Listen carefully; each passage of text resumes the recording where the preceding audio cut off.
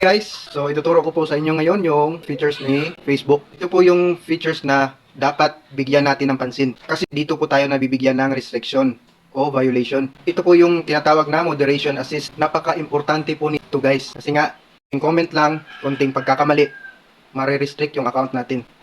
Dahil sa mga ganitong bagay na kino-comment ng mga followers natin or ibang tao. Yan guys, pumunta lang po kayo sa menu ng profile menu nyo. Yan. Yung click nyo lang yung professional dashboard nyo.